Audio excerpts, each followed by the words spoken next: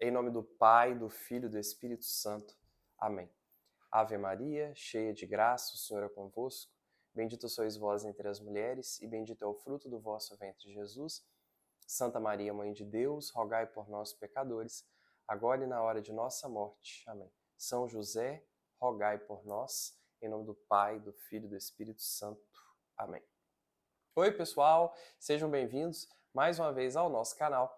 Nesse dia que a gente quer falar, né, de São José que é padroeiro aqui na nossa cidade de Itaperuna e que tem uma importância muito grande, né, de devoção na vida de muitas pessoas. São José que foi o pai adotivo de Jesus, como nós sabemos. Eu peço, né, de antemão, como sempre, que vocês compartilhem, então, né, esse nosso vídeo. Embaixo aí tem compartilhar, você pode copiar o link, mandar para as outras pessoas, mandar nos seus grupos, me adicionar ali no Instagram e depois repostar, pode me marcar também, fico muito feliz para a gente poder repostar e fazendo esse conteúdo chegar a mais pessoas. Então fiquem muito à vontade para curtir, para compartilhar e já agradeço, né, como sempre, as pessoas que são fiéis aí toda semana assistindo o vídeo, mandando pra gente um retorno, falando sobre o vídeo, que gostou, que não gostou. Fiquem à vontade para falar bem, mas para criticar também, claro, críticas construtivas são sempre muito bem-vindas, elas nos ajudam muito a crescer e a gente, claro, né, quer humildemente aprender sempre mais, e a gente está aqui para isso, né, nessa nossa trajetória terrestre. Pois bem, São José, o pai adotivo de Jesus, né, chegando aí, é a semana dia de São José, a gente quer falar um pouco sobre São José. Essa aqui em Itaperuna há uma devoção muito grande a São José, mas não apenas em Itaperuna, nós temos muitos santos ao longo da história da igreja que sempre recorriam a São José, né? Santa Teresa, por exemplo, dizia que não conhecia uma pessoa que recorresse a São José e que não tivesse a sua súplica, a sua necessidade atendida, né? São José que é o pai ali, né, da Sagrada Família, aquele que cuidou de Jesus, aquele que cuidou de Nossa Senhora, que a princípio provavelmente era um homem jovem quando se casa com Nossa Senhora, é o que é mais provável, embora tenha algumas representações dele mais velho para tentar transpassar a questão da castidade, mas é muito provável que ele era realmente jovem, que morreu de maneira jovem, porque aos 33 anos, né, ele já não estava mais ele já não estava ali no momento da crucificação. Provável que ali ele já tivesse, ali certamente ele já tinha falecido, até porque Jesus pede a São João que cuide de Nossa Senhora, afinal Jesus não tinha irmãos, não tinha quem cuidasse, afinal ele estava morrendo ali naquele momento, né? E depois, claro, iria ressuscitar, mas voltaria então para o céu. E São José é uma referência para nós, né? Sobretudo uma referência de humildade, como a gente sempre diz, né? São José era o menos importante da família dele, porque um era Jesus, que é Deus, Nossa Senhora, que é a Imaculada Conceição, que é a criatura mais importante, e depois São José. Então ele era o menos importante, e com certeza ali é dotado de grande humildade para aceitar criar o Filho de Deus, uma nobre e uma grande missão, mas um homem que precisou abrir mão dos seus sonhos para fazer a vontade de Deus. Isso para nós é uma grande inspiração, porque como Santo Agostinho, né, que diz a humildade quanto nós temos, ele faz, né, essa diferenciação da humildade, mas a humildade verdadeiramente é a humildade referente a Deus, né? É quando nós aceitamos a vontade de Deus. Não há nada maior do que isso, que aquelas pessoas que aceitam a vontade de Deus. Muitas vezes nós associamos a humildade, como eu sempre digo, né, com pessoas que falam baixinho, olham para baixo, né, não encaram no olhar, mas na verdade a humildade verdadeira, mais pura e simplesmente, é aquela humildade em que nós queremos fazer não a nossa, mas a vontade de Deus. É contrariar a nossa vontade para fazer a vontade dele. Isso é o maior exemplo de humildade que nós podemos ter. É aquilo que a gente precisa seguir, de fazer a vontade de Deus, seja ela qual for. As pessoas têm muitas vezes uma visão muito infantil de humildade, não é verdade? Aquela pessoa que aceita tudo, não é aceitar tudo, é aceitar a vontade de Deus. citar aquilo que é bom, aquilo que Deus determina, ainda que precisamos contrariar a nossa vontade. E São José tinha planos de casamento, certamente tinha planos de ter filho, de deixar uma descendência, mas na verdade ele criou o filho do outro, criou o filho de Deus, o filho de Deus, que é muito maior e muito mais nobre, revelando pra gente que a vontade de Deus é muito melhor, muito mais nobre do que a nossa. E muitas pessoas referem ter recebido graças, milagres, através da ação de São José. E o que eu quero trazer para vocês hoje, que é muito interessante, tem um artigo do site do Padre Paulo que fala sobre isso. Não vou lembrar o nome agora do artigo, mas que explica também bem essa história, né? Que é como São José é proclamado, então, no ano de 1870, né, no século XIX, como padroeiro da Igreja Católica. O Papa Pio o Papa Pio IX, de maneira muito interessante, assim, curiosa, né, no que foi aquilo, no que foi a saga, a vida dele, foi dito que depois da proclamação, né, que ele foi proclamado como Papa, né, a eleição dele ocorreu em 1846, que ele seria aquele Papa que iria fazer uma conversa com o mundo, que iria, digamos, abrir as portas da igreja. Sempre aquela ideia de que viria para de trazer grandes mudanças. Só que o que historicamente aconteceu depois disso não demonstrou, não revelou isso. Algumas coisas aconteceram, como a gente vai ver, né, em que colocaram, que foi mostrando ali o caminho para ele e também o caminho para a igreja, né? Em 1848, a Europa vivia uma situação muito complicada, né? Os países, foram várias as revoluções que aconteciam em vários países. Uma coisa interessante é vocês verem, se vocês puderem ver o nosso vídeo sobre a aparição de Nossa Senhora em Paris, né? A aparição de Nossa Senhora das Graças, a Santa Catarina, que vai ter, né, a profecia, né, digamos assim, de que revoluções, coisas ruins aconteceriam, o que realmente aconteceu. Mas 1848 foi um ano conturbado para a Europa, de muita briga, de muita confusão. E o Papa, ele trazia, então, como a gente sabe, o Vaticano é o menor país do mundo, né? Na verdade, uma cidade-estado, vive ali no Vaticano em torno de 1.000 pessoas, quem já esteve lá. É uma praça, né? A Praça de São Pedro, e aí tem a Basílica ali e algumas outras construções atrás, mas é muito pequeno. Mas aquela região ali de Roma, né? Aquilo pertencia à igreja.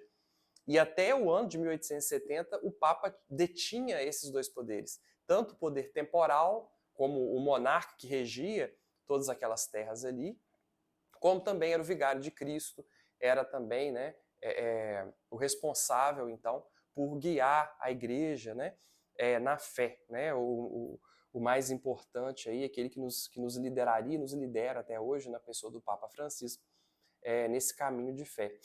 Pois bem, e aí a Itália, como a gente sabe, viveu um processo de unificação muito, muito complicado, e aquele território ali não pertencia, na verdade, não existia nem Itália, né, na verdade, mas pertencia à igreja.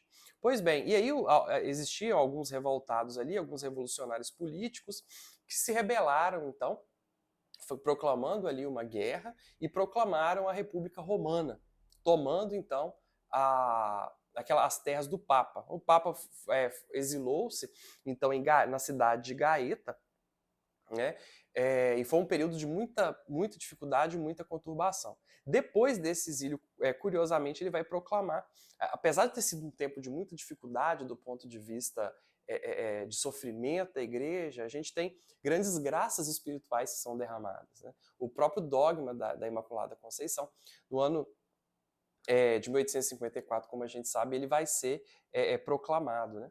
Mas em 1864, o Papa proclama, então, documentos, né? Dois documentos, na verdade, sobre dificuldades, erros doutrinários que estavam acontecendo. Na época, em 1869, ele proclama, então, o Concílio Vaticano I, não o segundo, mas o primeiro. Esse concílio ele só aconteceu porque havia uma aliança com Napoleão III da França, e as tropas ali asseguravam, então, a segurança, né, para que aquele concílio, então, acontecesse. E de maneira interessante também, nesse ano de 1870, até onde durou esse poder duplo do Papa, né, digamos, temporal e espiritual, a proclamação também da infalibilidade papal, que é para nós hoje tão interessante. Só que Napoleão III quebra, então, desculpe, quebra, então, esse acordo com o Papa, né, e aí ele vai acabar, o Concílio Vaticano I foi, então, interrompido. E em 20 de setembro de 1870, os revoltados ali, que o Papa tinha dado anistia para eles, né, depois daquele momento que eles tinham a priori tomado as terras, esses revoltados piemonteses vão tomar, então, Roma. Nesse momento, é muito interessante, muito curioso, o Papa se torna prisioneiro do Vaticano, né, prisioneiro ali mesmo do Vaticano, e apesar desse momento, desse tempo tão difícil, nós temos um período do Concílio Vaticano I, nós temos aí a proclamação do dogma, como também nós sabemos, da Imaculada Conceição, que para nós é muito importante, nós temos a proclamação da infalibilidade papal, que nos deu a compreender melhor, né, a ação, por assim dizer, do Papa e até onde vai, digamos assim, os seus poderes, né, aquilo que Deus conferiu a ele pela sua graça. Nós temos tudo isso e temos a proclamação de São José como o padroeiro da Igreja Católica. É curioso porque os bispos e os fiéis do mundo todo, frente àquele momento de tanta dificuldade, feita dentro daquele momento de tanta tribulação, proclama, pede, né? Eles pedem, na verdade, mandam documentos ao Papa, mandam cartas, né? Desculpe, ao Papa, pedindo ao Papa que proclamasse São José como o padroeiro da Igreja Católica Apostólica Romana. Então, nos momentos de dificuldade da Igreja, nós sabemos que São José é grande auxiliar. E esse é o fruto espiritual que a gente quer colher também da nossa relação com São José. Nos nossos momentos de tribulação, nos nossos momentos de dificuldade, nós possamos solicitar São José a sua ajuda, o seu patrocínio, a sua intercessão, para que ele possa intervir, para que ele possa rogar a Deus pelas nossas necessidades. Então, eu não sei o que você passa na sua vida, certamente você tem problemas, situações, dificuldades, mas compreenda que neste tempo difícil em que a igreja passava, grandes pérolas espirituais o Senhor derramou. Como eu falei, dogma da Imaculada Conceição, a infalibilidade papal, 2 documentos combatendo heresias e coisas erradas do nosso tempo. E São José como o nosso padroeiro da Igreja Católica. Então é muito notório na nossa vida espiritual, na nossa vida comum, diariamente, a gente pode perceber isso, que os momentos de grande tribulação, de grandes problemas e dificuldades, são momentos em que nós colhemos grandes frutos espirituais, porque Jesus, de modo especial, ele está sempre, mas de modo especial nos tempos de dificuldades, ele está no nosso lado. Quando a igreja sofre, ela está fazendo, na verdade, mostrando ali que ela está seguindo os passos do seu divino fundador. Ele que foi humilhado, maltratado e crucificado. A igreja que é humilhada, maltratada e crucificada. Ela está fazendo nada além de cumprir a sua vocação, que é de sofrer, mas grandes frutos espirituais vieram do sofrimento de nosso Senhor Jesus Cristo. Não tivesse ele morrido, não tivesse ele ressuscitado, nós não teríamos acesso ao céu, a graça de poder ir para o céu. Então, é mediante a dores e sofrimentos que os maiores frutos espirituais são colhidos. Então, louve a Deus pelas dificuldades e sofrimentos que você está passando, porque recorrendo a Deus, a graça, a intercessão de São José, grandes frutos espirituais serão colhidos e você passar por tudo isso na presença do Senhor. Então, amemos o nosso sofrimento, amemos as nossas dores, ao invés de nos revoltarmos, reclamarmos, enfim. Vamos, apesar das dificuldades, tentar diariamente louvar a Deus, porque nesse tempo de grande tribulação é que grandes pérolas são derramadas na nossa vida pela ação do céu. Então vamos pedir a São José que ele possa interceder por nós, que ele possa interceder pelas nossas famílias. Ele que cuidou da Sagrada Família também vai cuidar da nossa família, certamente. E no documento, uma hermenêutica interessante que o Papa faz, que ele faz a comparação do José do Egito com o São José. Que assim como o José do Egito guardou o pão para alimentar aquele povo, São José guardou o menino Jesus para que ele pudesse também nos alimentar. E é isso. Nós somos gratos a São José, somos devotos de São José e pedimos a intercessão dele, porque ele soube dar o seu sim a Deus, porque ele disse não para si e sim para Deus, porque ele foi verdadeiramente humilde e porque ele cuidou desse bem tão precioso, na verdade o nosso bem mais precioso, que é nosso Senhor Jesus Cristo. Que São José interceda por mim, por você, pelas nossas famílias.